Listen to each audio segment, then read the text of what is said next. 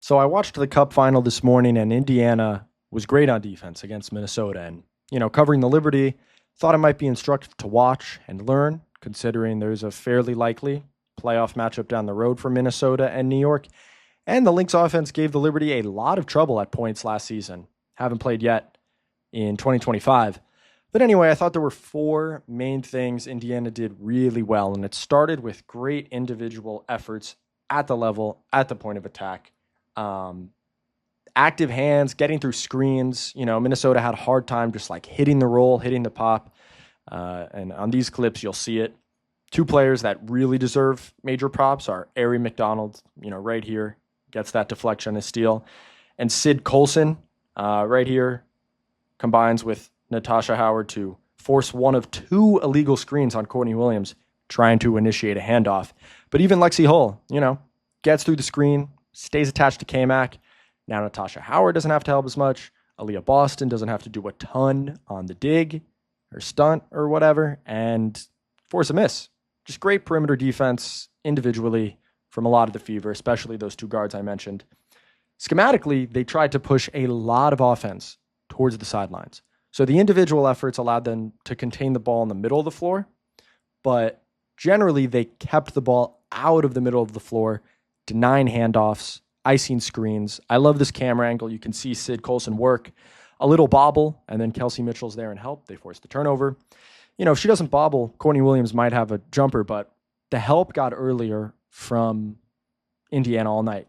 Here, ice the screen. Sophie Cunningham is outside the paint, and they're on her.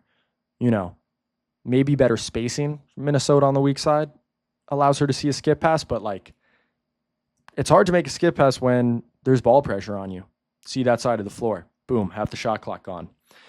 This is an example of failed coverage, trying to ice. Like Ari McDonald's trying to force C. Will to her left into Aaliyah Boston, but Alana Smith can set the screen real high anyway. The roll's free, helps all over the place, and you get an open three.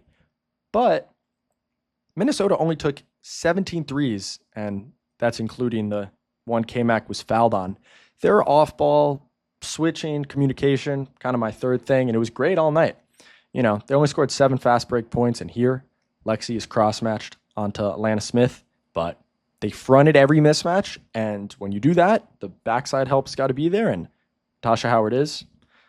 Then I love that they did this. They kept their bigs near the basket. So Fee's going to come up to set a screen. Kelsey Mitchell's going to switch on her, keep Tasha Howard on the block, then a back cut, and they'll switch back again. Kelsey's there on the catch. They played Fee straight up, missed a couple, some good defense on other possessions. That one's, a one she can make, but ball wasn't really hopping for Minnesota. And if it was, they weren't creating advantages. So you put all those things together and you get some of my favorite possessions of the night, right?